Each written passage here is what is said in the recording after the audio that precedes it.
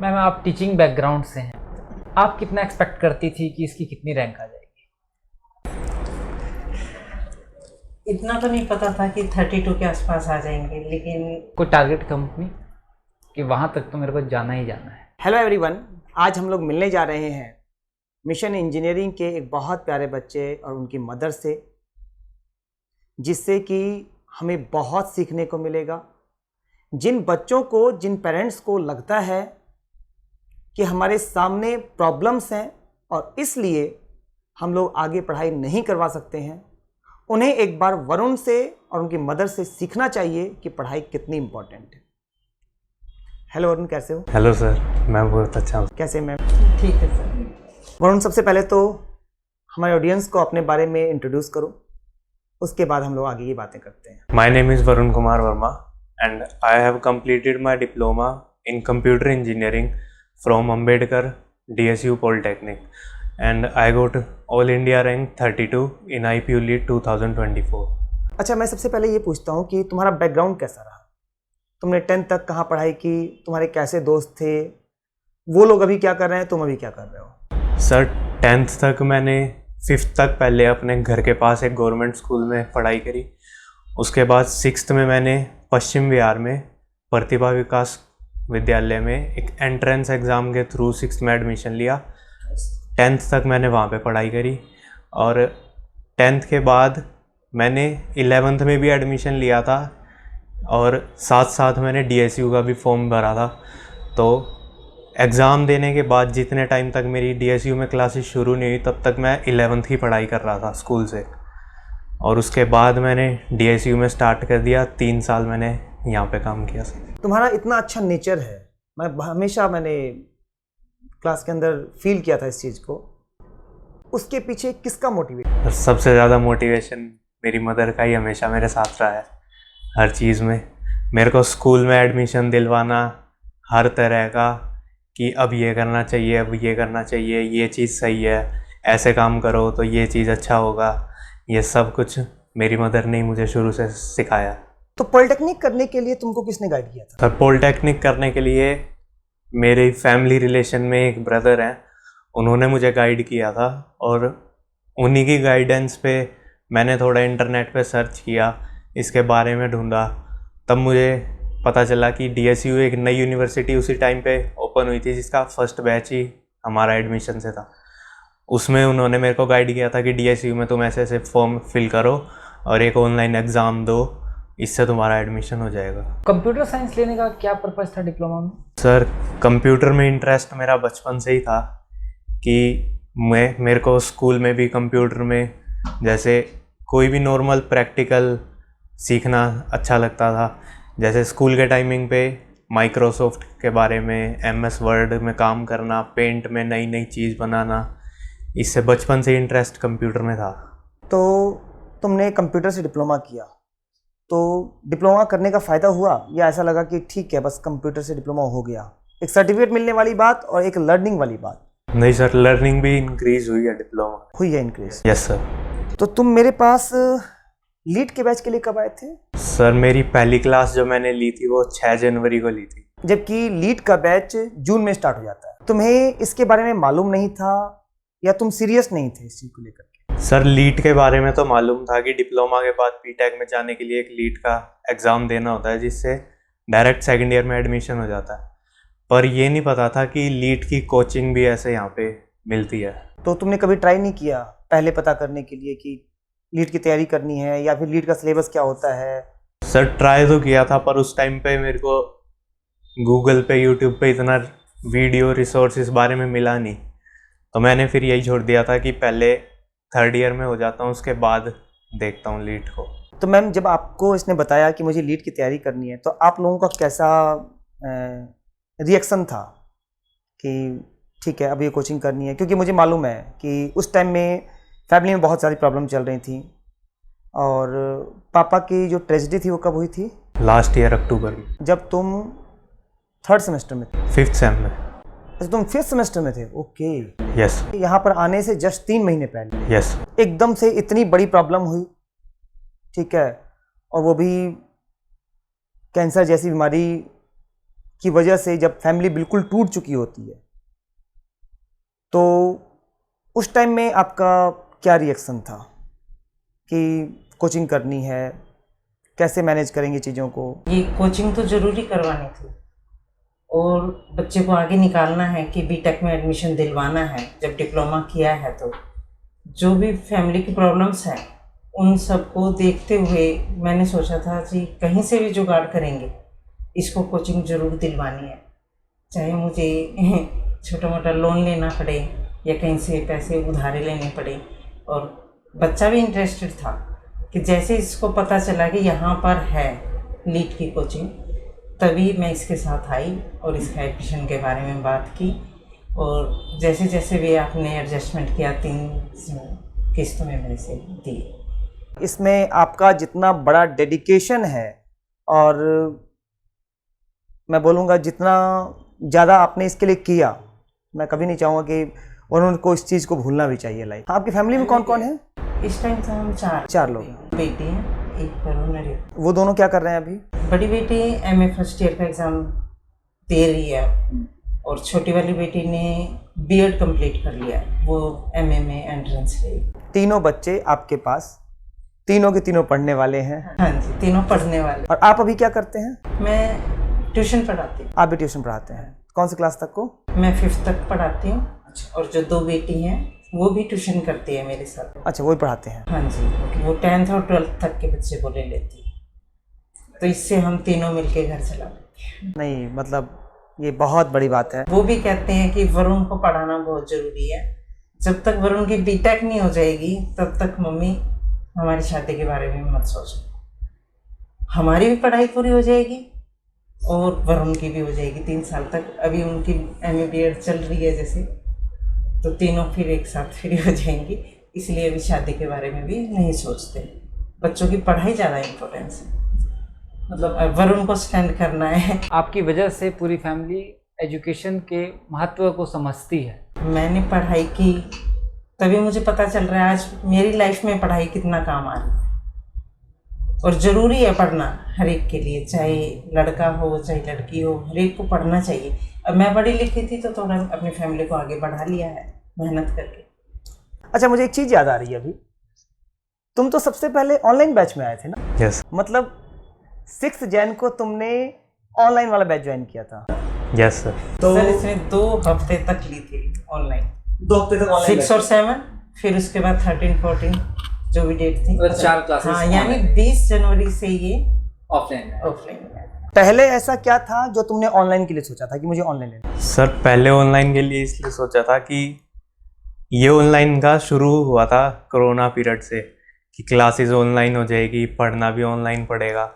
फिर उसके बाद जैसे डिप्लोमा में आए तो भी कॉलेज से ज़्यादा चीज़ें हम ऑनलाइन ही सीखते थे, कोई कोर्स ऑनलाइन कर रहे हैं, यूट्यूब से कुछ सीख रहे हैं, तो मैंने सोचा कि यहाँ पे भी ऑनलाइन का ऑप्शन है तो इसको भी ऑनलाइन कर लेते हैं, अपना आने जाने का थोड़ा टाइम भी बच जाएगा, वो वहाँ पे पढ़ाई में यूज़ हो जाएगा। मतलब मेन पर्पज़ क्या था? देखिए, मैं मानता हूँ कि फीस स्ट्रक्चर में थोड़ा सा फ़र्क है, ठीक है, और लगभग 6,000 का फ़र्क है, 6 या 7,000 का जो भी है, ठीक है, और टाइमिंग, क्योंकि तुम मुंडका से आते हो। Yes sir. तो मेन पर्पज़ फीस स्ट्रक्चर था या फिर टाइमिंग था? Sir timing main purpose. तुमको कितना टाइम लग जाता है आने में? सर 1 घंटा मेट्रो से। मेट्रो से लगभग 1 घंटा? मेट्रो 1 घंटा लेती है। मेट्रो 1 घंटा लेती है, उसके बाद अंदर जाना जो है अपने गांव में वो अलग है। यस। तो तुमको लगा कि 1 घंटा जाना, 1 घंटा आना, 2 घंटा पर डे लग जाएगा, इतना मैं अपना टाइम यूटिलाइज कर सकता हूँ। यस।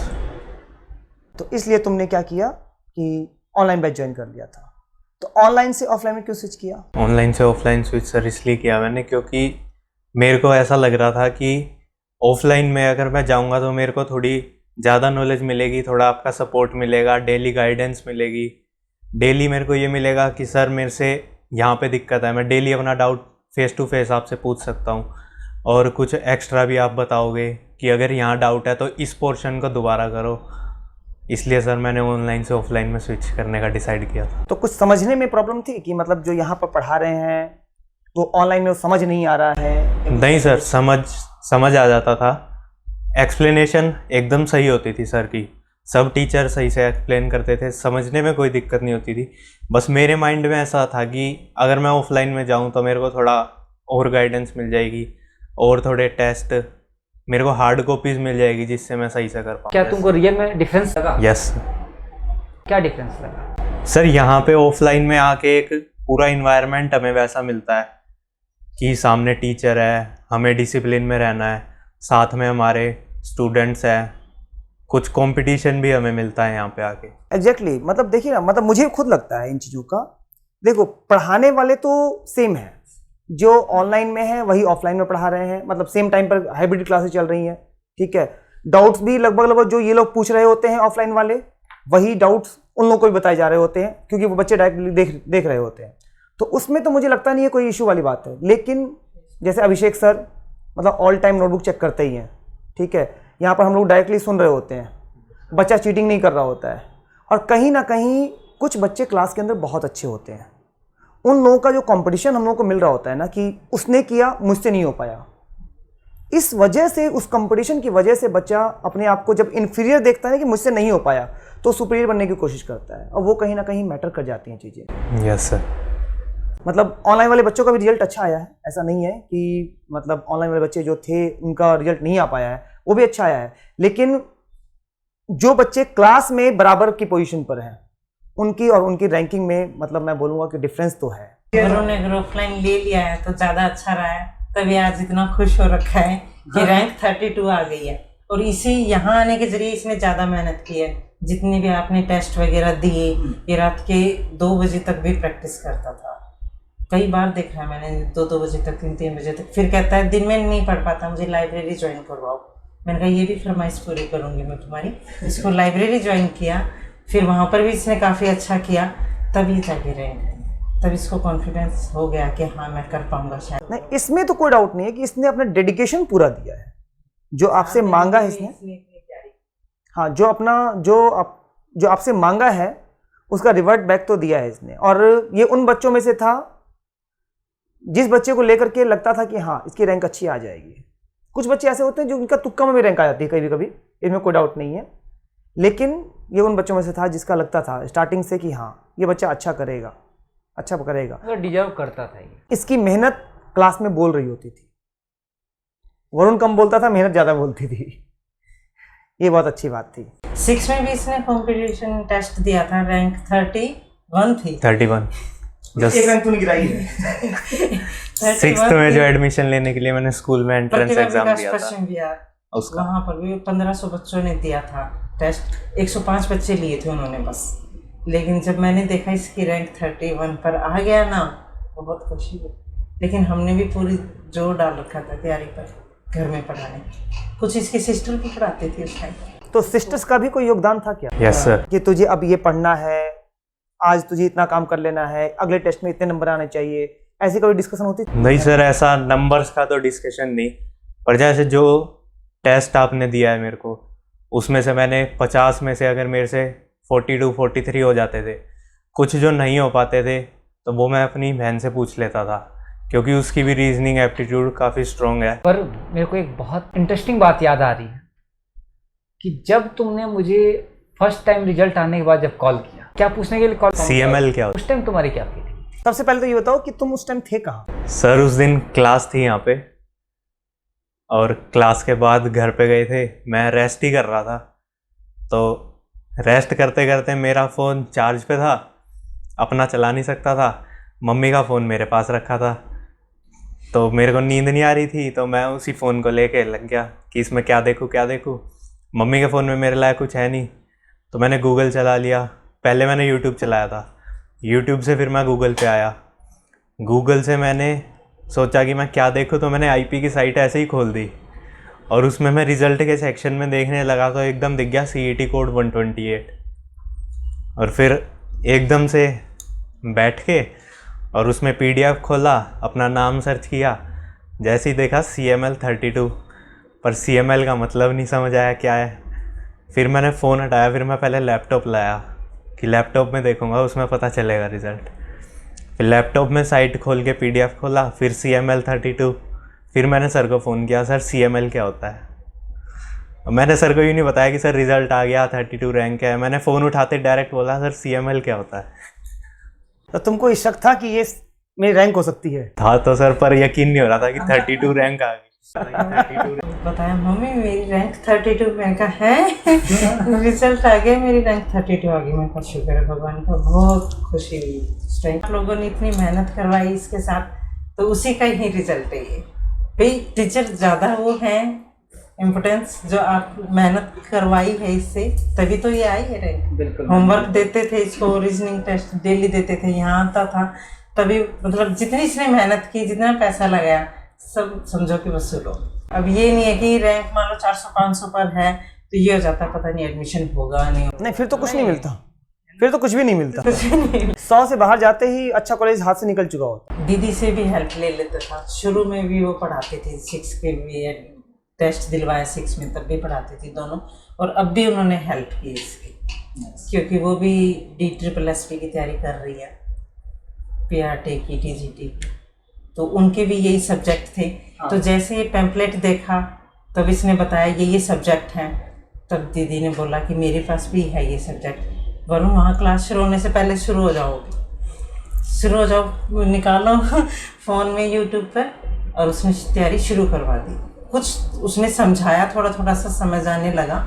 मैं कहा वरुण यहीं पर दीदी से समझ लो, वहाँ जाओगे क्लास पे तो जल्दी समझ में आएगा, थोड़ा रीजनिंग वगैरह जो भी है, कुछ इसने हेल्प ली दीदी से। तो दीदी से कौन कौन से टॉपिक पढ़े मुझसे पढ़ने से पहले? सर आपसे पढ़ने से पहले मैंने डिस्टेंट डायरेक्शन, कैलेंडर और एप्टीट्यूड में प्रॉफिट लॉस, परसेंटेज, प्रोबेबिलिटी, ऐसे मैंने 7-8 टॉपिक कवर कर लिए थे। मतलब यहाँ आने से पहले या बीच बीच में? नहीं सर, आने से पहले। अच्छा, आने से पहले कब? जैसे ही पैम्पलेट मिला था दिसंबर के लास्ट डेज में, तो इसने देखा कि मेरा सिलेबस क्या क्या है लीड का। उससे पहले तो पता ही नहीं था कि कहाँ लीड की कोचिंग दी जाती है, इस वजह से फिर दीदी ने भी हेल्प की, दिखाओ, कहती है ये तो सारे मेरे टॉपिक्स हैं, लाओ मैं तुम्हें शुरू करवा देती हूँ, और फिर तो हमारी क्लास संडे को सैटरडे को होगी, वहाँ जाके बात करना पहले। तो मैंने भी इसको एडवाइस की, पहले घर से पढ़ के जाओगे तो ज़्यादा अच्छा रहेगा। जैसे बचपन में भी कहते थे कि लेसन पहले घर से पढ़ के जाओ, तो टीचर जब समझाएंगे तो ज़्यादा अच्छा समझ में आ जाएगा, हर क्वेश्चन का तुम जवाब दे पाओगे, तभी इंटेलिजेंट कहलाओगे। तभी इसने शुरू कर दी थी, यानी जनवरी के फर्स्ट वीक से ही तैयारी शुरू कर दी थी। तो वरुण, कंप्यूटर से प्लेसमेंट लेने का कोई इरादा नहीं बना? नहीं सर।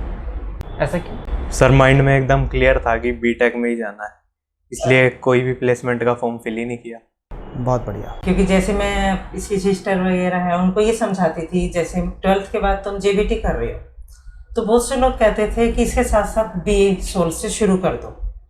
तो मैंने कहा नहीं, पहले तुम JBT में ध्यान दो, क्योंकि ये रेगुलर है, इसमें भी तुम्हें TLM बनाने हैं, लेसन प्लान बनाने हैं, डेली का वर्क करना है, डेली का अप डाउन है, तो फिर परसेंटेज अगर अच्छी लेनी है तो एक चीज़ करो पहले, तो उनकी उसमें भी 80 से अबव परसेंटेज JBT में, और फिर उन्होंने फिर सोल से BA की, फिर BA पर ध्यान दिया, उनमें भी अच्छी परसेंटेज है, 75 से अबव परसेंटेज सोल में, वो भी ये बहुत अच्छा है। वैसे कहते हैं कि सोल में अच्छी परसेंटेज नहीं आती। फिर उन्होंने BEd पर ध्यान दिया, BEd पूरी की है, अब MA की है, तो इसलिए इसको भी यही है कि एक चीज़ कर लो पहले, कि पहले मुझे BTech में जाना है, लेटर एंट्री की तैयारी खूब अच्छे से करनी है, अभी मुझे प्लेसमेंट नहीं लेनी, तो इसलिए इसने तैयारी की पहले लीड की। अच्छा, मुझे एक बात बताओ, हमारे एग्जाम में कितने सब्जेक्ट? 9। सबसे ज़्यादा किस सब्जेक्ट से डर लगा? सर स्टार्टिंग में सिलेबस देख के तो सबसे ज़्यादा मेरे को मैकेनिक्स से डर लगा था। क्योंकि मैथ्स का तो ऐसा था कि अगर मैं करूँगा तो मेरे से हो जाएगी, और फिर जब मैंने पढ़ना शुरू किया, मैकेनिक्स करी, सर ने पढ़ाया, उसके DPPs करी, तो मैकेनिक्स तो आसान बन गई मेरे लिए। पर मैथ्स का कुछ पोर्शन ऐसा था जो मेरे को डिफ़िकल्ट लग रहा था, जैसे कैलकुलस का पोर्शन मेरे को डिफ़िकल्ट लगता था, बाकी अलजेब्रिक और ज्योमेट्री ये मैं कर लेता। और कंप्यूटर अवेयरनेस को लेके क्या बोलोगे? कंप्यूटर अवेयरनेस तो इजी लगता था क्योंकि मेरी ब्रांच कंप्यूटर है, बस फ़र्क इतना था कि कंप्यूटर अवेयरनेस थोड़ा थ्योरेटिकल पोर्शन है, तो उसमें था कि कुछ जैसे 50% तो मेरे को ऐसा था कि मैं पढ़ रहा हूँ और आंसर मेरे को पता है इसका, पर जो थ्योरेटिकल है जैसे थोड़ी सी हिस्ट्री के बारे में, इन्वेंशन, टाइम, ये सब मैंने पढ़ा है। अच्छा ऑनेस्टली एक बात बताना कि तुम्हें क्या लगता है कि अगर प्रिपरेशन नहीं करते, खुद से तैयारी करते, तो कहाँ तक पहुँच सकते थे? नहीं होता सर, फिर तो 400-500 के आसपास ही रैंक होती। मतलब कुल मिलाकर के बेनिफिट तो हुआ है हमको। Yes sir. कभी ऐसा नहीं सोचा कि फैमिली कंडीशन डाउन है, मैं मतलब जस्ट एक बात कर रहा हूँ मैं कि सिलेबस तो मिल ही गया था तुमको, क्या क्या टॉपिक आने वाले हैं ये भी मिल गया था, तो मैं एक एक टॉपिक ले करके यूट्यूब से पढ़ लेता हूँ। सर यूट्यूब पे सारा पढ़ने का जितना भी सिलेबस है कहीं ना कहीं तो होगा, पर एक जगह पे कोई इकट्ठा नहीं है कि अगर मैं किसी एक यूट्यूबर से पढ़ना शुरू करूं तो वो मेरे को ये सारे चैप्टर करवा दे या मेरे को उसका सब पढ़ाया वो समझ आ जाए। ना मैं उससे डाउट पूछ सकता, ना मैं उससे इंटरेक्शन कर सकता हूँ। इसलिए मैंने सोचा कि कोचिंग ही लेनी सही रहेगी। मुझे ऐसा लगता है पर्टिकुलर कि वरुण के लिए ना एक बाउंडेशन है कि जहाँ पे डाउट नहीं मिला ना वहाँ पे ये बच्चों की तरफ फैल जाता है पूरा। नहीं सर, ये सिर्फ वरुण की बात नहीं है, अच्छे अच्छों के साथ ये होता है, अच्छे अच्छों के साथ होता है कि फ्लो में चल रहा है, लेकिन जहां उनका फ्लो रुका वहां उनका इंटरेस्ट गायब, और एक बार इंटरेस्ट गायब हुआ तो उसके बाद से वो उठाने का मन नहीं करेगा, जब भी उठाना लगेगा उसको वही डाउट याद आ रहा होगा। इसीलिए तो सर फिर ऑफलाइन ज़्यादा अच्छी है डाउट दूर करने के लिए। ऑफलाइन क्लास ज़्यादा बेटर रहेगी हर एक बच्चे के लिए, चाहे फैमिली कंडीशन कैसी भी है, अपने में एडजस्टमेंट करना पड़ेगा पेरेंट्स को किसी ना किसी तरह, बच्चे का कैरियर बनाने के लिए जैसा बच्चा चाहे वैसा करना चाहिए। हाँ, इसमें तो कोई डाउट नहीं। देखिए एक्चुअली क्या होता है कि वो बच्चे जो अदर स्टेट के हैं, मेरे पास कुछ बच्चे महाराष्ट्र से भी थे, ठीक है, ऑब्वियस वो बच्चे नहीं आ सकते हैं, हाँ वो बच्चे तो नहीं आ सकते हैं, लेकिन जो बच्चे दिल्ली के हैं ना या फिर एनसीआर तक के भी हैं, तो मुझे लगता है 2 दिन मैनेज करने में तो कोई प्रॉब्लम नहीं होनी चाहिए ज़्यादा, राइट ना? Yes sir. मैकेनिक्स से तुमको डर लगा, वो तुम्हारे लिए आसान बन गई। सोम को लेकर क्या रिव्यू? सर सोम मेरे साथ ऐसी थी कि सोम को मैंने खुद से कभी पढ़ा ही नहीं। आपका जो ऑनलाइन ऐप में वीडियोस भी थी पर मैंने कभी खोल के नहीं देखी। सोम मैंने पहले ही दिन तब पढ़ी जब आपने उसका पहला चैप्टर पढ़ाया, और सोम पढ़ी सारी यहाँ से, बस उसकी डीपीपीज मैंने ऐप से करी। जो जितना भी सोम में आपने करवाया वो मेरे को फिर इजी लगा कि मैकेनिक से इजी सोम है, और वो उतने चैप्टर मेरे अच्छे से हो गए डीपीपी में। मतलब एक बात वही है, टीचर इसको जरूर चाहिए। हाँ, अपने आप से नहीं समझ पाया ऑनलाइन में, ये वाली बात। सबसे बड़ा पॉइंट इसके पास यही है कि यदि इसके पास कंटेंट होगा ना ये उसको खींचते जाएगा। सबसे बड़ी बात है कंटेंट वाला। मेहनती तो बहुत है ये, मेहनती बहुत है। तो गाइडेंस करने वाला, सलाह करने वाला, समझाने वाला चाहिए, तो हर एक बच्चा कर सकता है अगर उसको अच्छा टीचर मिल जाए, गाइडेंस मिल जाए, समझाने वाला मिल जाए। हर एक बात को नोटिस करो कि तुम मेहनती हो और बहुत ऊपर जा सकते हो, लेकिन कोई ना कोई तुमको डायरेक्शन देने वाला होना चाहिए। अच्छा मुझे एक बात बताओ, क्लास में किसको देख के ये लगता था कि यार इससे अच्छी रैंक आनी चाहिए मेरी, या इससे अप डाउन आ रही है, या इससे खतरा है इसकी अच्छी रैंक आ जाएगी मेरी कम आएगी, इस टाइप से कुछ क्या ऐसा कभी हुआ था माइंड में? नहीं सर, ऐसा तो किसी के साथ नहीं सोचा मैंने कि इससे ज़्यादा आनी चाहिए या इससे कम आनी चाहिए। बस एक कंपटीशन जो मेरे साथ, मतलब जिससे मेरे को सपोर्ट मिला है, ये कह सकते हैं कि जैसे अभी बात हुई कि वो कर रहा है मेरे से नहीं हो रहा, तो मैं उससे सीखूं या मैं खुद उस चीज़ को क्लियर करूं अपने डाउट्स को। वो था कि मेरा पार्थ के साथ रहता था, हम दोनों डिस्कशन भी करते थे, रात को भी काम कर रहे हैं तो कि मैंने ये कर लिया, तेरा हो गया, मेरे को ये क्वेश्चन नहीं आ रहा, तो हमने सेंड कर दिया एक दूसरे को कि इसका बता दे आंसर, उसका बता दे। एक क्लास में भी एक साथ बैठ के सर ने क्वेश्चन दिया, वो दोनों एक जल्दी जल्दी करने लग जाते थे, फिर देखते थे किसका आंसर सही आया, जिसका नहीं आता था वो हम एक दूसरे खुद को ही समझा देते थे। उस बच्चे ने भी बहुत अच्छा कॉप अप किया, मतलब फरवरी में आया था ना वो? यस सर, फरवरी में बच्चा आया था और उसने भी 6th रैंक अचीव कर लिया। हाँ मतलब बहुत बहुत फास्ट ग्रो किया उसने। घर का जो सामान वगैरह है, जैसे मैं नहीं उठा के ला पाती हूँ, पैरों पर डिस्क प्रॉब्लम है मुझे, इस वजह से घर का काम भी काफी घर का ही करता है। नहीं लेकिन मैं वो नहीं बोलूँगा, नहीं मैं ये नहीं बोलूँगा कि इसकी तरफ से कमी रही कुछ भी, नो।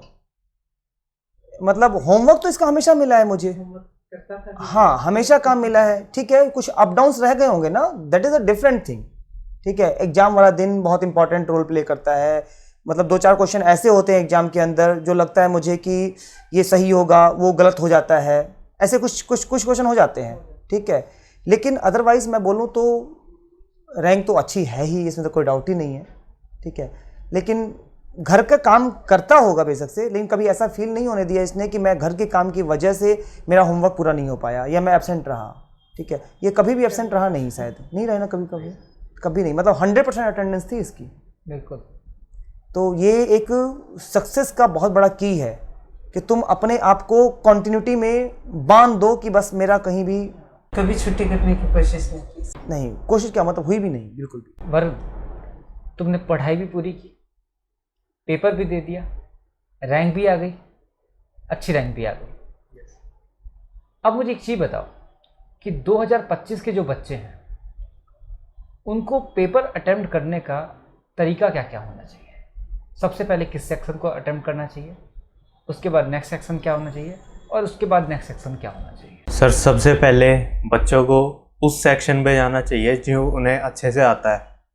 जैसे कि अगर किसी बच्चे को कंप्यूटर एकदम सही आती है या उसका कॉन्फिडेंस है कि मैं कंप्यूटर कर लूँगा उसके बाद रीजनिंग कर लूँगा, तो अगर बच्चा पहले अपने कॉन्फिडेंस सब्जेक्ट से करना शुरू करता है, अगर उसने 50% पेपर कर लिया तो उसको एक कॉन्फिडेंस हो जाता है कि मेरे 50 में से 40 या 45 मेरे को पता है कि सही है, तो एक कॉन्फिडेंस वो अंदर भी बिल्ट हो जाता है कि आगे के जो क्वेश्चन नहीं हो पाएंगे उनको भी सोल्व करने की कोशिश तो कर सकता है उस कॉन्फिडेंस से। तो इसलिए मेरे हिसाब से सबसे पहले मैकेनिक्स, उसके बाद रीजनिंग के पोर्शन पे जाना चाहिए। रीजनिंग प्लस एप्टीट्यूड एक ही पोर्शन में होता है, और रीजनिंग के बाद कंप्यूटर के पोर्शन में, और लास्ट में मैथ करना चाहिए क्योंकि उसमें थोड़े सोल्विंग क्वेश्चंस होते हैं, तो अगर टाइम लग जाए तो कोई बात नहीं, हमारा बाकी का पेपर हो चुका है। मतलब कंप्यूटर के साथ में फिजिक्स केमिस्ट्री को भी अटेम्प्ट करना चाहिए। Yes sir. लेकिन मैं अगर पूछूं कि पढ़ाई में सबसे ज़्यादा किस सब्जेक्ट को फोकस करना चाहिए या सबको इक्वल फोकस करना चाहिए? सर इक्वल तो नहीं, जो सब्जेक्ट में हमें कमी लग रही है उस पर ज़्यादा टाइम देना चाहिए। तुमने सबसे ज़्यादा किस सब्जेक्ट को टाइम दिया? सर मैंने सबसे ज़्यादा मैकेनिक्स को और उसके बाद मैथ्स को ज़्यादा टाइम दिया कि मेरे को इसमें कमी लगती है तो मैं उसको ज़्यादा टाइम दूँ, अलग से थोड़ा ज़्यादा उसकी DPPs को दोबारा करके देखा। और रीजनिंग एप्टीट्यूड को मैं डेली का जैसे 2 घंटा रीजनिंग बस ये रहता था, पर मैथ्स और मैकेनिक्स ऐसा है कि जब तक मेरे को समझ नहीं आ रहा तब तक बंद नहीं करूँगा। अच्छा, जैसे कुछ बच्चों को न्यूमेरिकल से डर लगता है कि मैकेनिक्स कर लेंगे, सोम कर लेंगे, लेकिन न्यूमेरिकल को नहीं छोड़ेंगे। जैसे न्यूमेरिकल आया दोनों हाथ उठा देंगे कि नहीं सर न्यूमेरिकल नहीं हो पाएगा।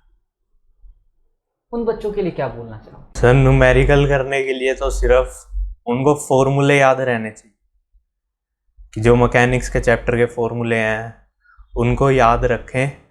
बस बच्चा डरता है, वो इस बात से डरता है कि जैसे फॉर्मूले में मान लो हमें फोर्स निकालना है, पर क्वेश्चन में हमें फोर्स नहीं दे रखा, उसकी जगह पे फोर्स की कोई दूसरी यूनिट लगा दी, उससे कंफ्यूज कर दिया। तो बस उसको समझना चाहिए कि ये भी फोर्स की यूनिट है, ये वैल्यू यहाँ पे पुट कर सकते हैं। बस न्यूमेरिकल के फॉर्मूले याद रखो और थोड़ा सा अपना माइंड अच्छे से लगा के क्वेश्चन हो सकता है। अच्छा मुझे एक बात बताओ, एग्जाम में जाने से पहले तुम्हें क्या लगता था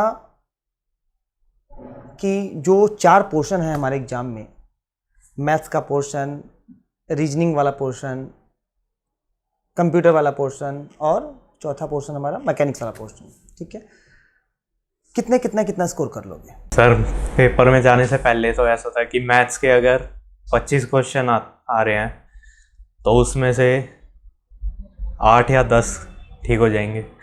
मैकेनिक्स और सोम के मिला के 25 आते हैं, उसमें से 17-18 के अप्रोक्स ठीक हो जाएंगे। और रीजनिंग और एप्टीट्यूड के मिला के जो 25 है उसमें से 20 तो मिनिमम मैं कि कर ही दूंगा, और अगर थोड़ी और मेहनत करूं तो 21-22 टच कर सकता हूं। और कंप्यूटर फिजिक्स केमिस्ट्री उसमें साथ कि 20-22 हो जाएंगे, मतलब लगभग 67। Yes sir. है ना? और कितने बने? सब फाइनल एग्ज़ाम में मेरे 272। सही कितने थे तुम्हारे? सर मेरे सही थे 68 के अप्रोक्स ही सही थे। इसको कहते हैं कैलकुलेशन, परफेक्ट कैलकुलेशन। 67 एक्सपेक्टेशंस थी, 67 अटेम्प्ट करके 67 सही करके आया है, बहुत अच्छी बात है। मैम आप टीचिंग बैकग्राउंड से हैं, आप कितना एक्सपेक्ट करती थी कि इसकी कितनी रैंक आ जाएगी? इतना तो नहीं पता था कि 32 के आसपास आ जाएंगे, लेकिन ये था कि शायद 100 के आसपास तो आ ही जाए।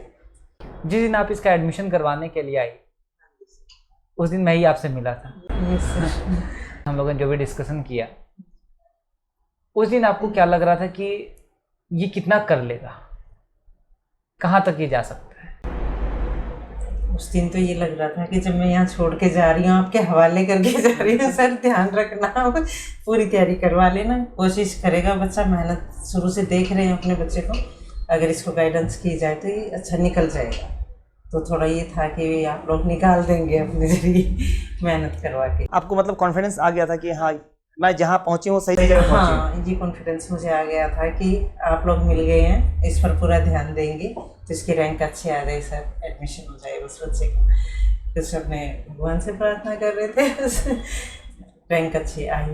जिस दिन रिजल्ट आया, उस दिन वरुण की तो फीलिंग मुझे मालूम ही थी, ठीक है, और रात में तो हम लोग मिले ही थे वैसे भी। जिस दिन रिजल्ट आया, आपकी क्या फीलिंग्स थी? सर मुझे बहुत ज़्यादा खुशी हो रही थी, बहुत प्यार किया था मैंने इसको, और मैंने भी मिठाई मंगवाई। यहाँ आने से पहले मिठाई लेके ही आया था, ये मार्केट में गया हुआ था, और कि अपने मंदिर में भोग लगाओ और मिठाई खाएंगे घर में, भाई जो भी कुछ होता है जैसे करते हैं। बहुत अच्छा लग रहा था इसको भी, और मुझे भी बहुत ज़्यादा खुशी हो रही थी कि देखो इतने सालों से मैं इसके साथ मेहनत करती आ रही हूँ, कितनी मुश्किल से मैंने ये लीड की, इसको कोचिंग दिलवाई है और अच्छी रैंक आ गई है। अब तो एडमिशन हो जाएगा, बच्चा अपने पैरों पर स्टैंड हो जाएगा।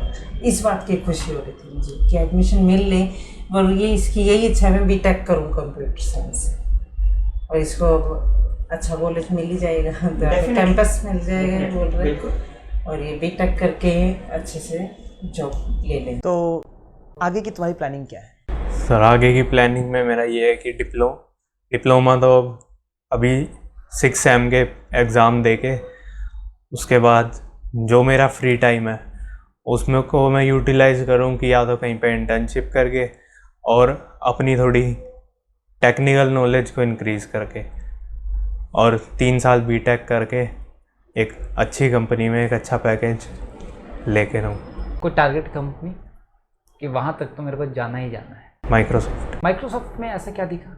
सब माइक्रोसॉफ्ट की कंपनीज़ के वीडियोस मैंने यूट्यूब पे देखे हैं, जैसे वहाँ पे जो काम करने वाले एम्प्लॉय हैं उनको क्या फैसिलिटीज़ मिल रही है, क्या सर्विसेज ले रहे हैं, कैसा इन्वायरमेंट उनको मिला है माइक्रोसॉफ्ट में बैठने का, उसकी मैंने वीडियोस ज़्यादा देखी है। कुछ लोगों, 1-2 लोगों को मैं फॉलो भी कर रहा हूँ जो माइक्रोसॉफ्ट में है, उसी से मेरे को ऐसा लगता है कि मैं भी इसी इन्वायरमेंट में जाऊँ, ऐसे ही काम करूँ, यही सब सर्विस मैं भी लूँ।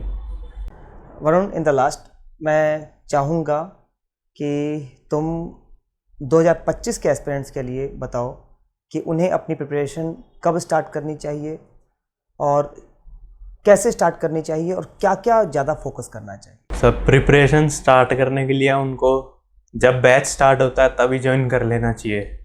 जैसे 2025 के लिए बैच अभी जून में स्टार्ट हो चुके हैं, तो उन्हें अभी से ज्वाइन कर लेना चाहिए ताकि उनको बाद में एकदम ये स्ट्रेस ना हो कि मेरा सिलेबस में ये भी पेंडिंग है, ये सब्जेक्ट भी पेंडिंग है, इसके भी डाउट्स हैं।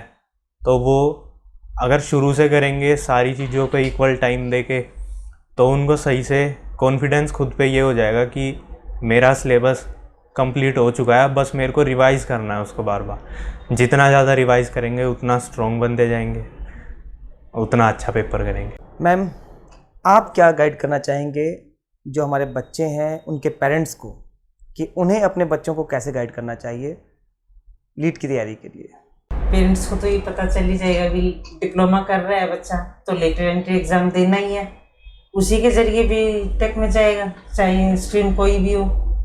तो उन बच्चों को जब जैसे पता चलता है, जैसे हमें पता चला दिसंबर में जाके तुरंत हमने एडमिशन कराया। अगर उनको अब पता चल जाता है जून जुलाई में भी, तो उनके बच्चों को एडमिशन करवा देना चाहिए। क्लासेस तो सैटरडे संडे है, तो बच्चा आराम से आ सकता है, क्योंकि सैटरडे संडे को कॉलेज नहीं होता, और वीक में उनको होमवर्क मिलता रहेगा, तो बच्चे अपने सिलेबस के अनुसार तैयारी शुरू कर देंगे, ज़्यादा अच्छा रहेगा अभी से, और अपना अच्छी रैंक प्राप्त करेंगे फिर बच्चे।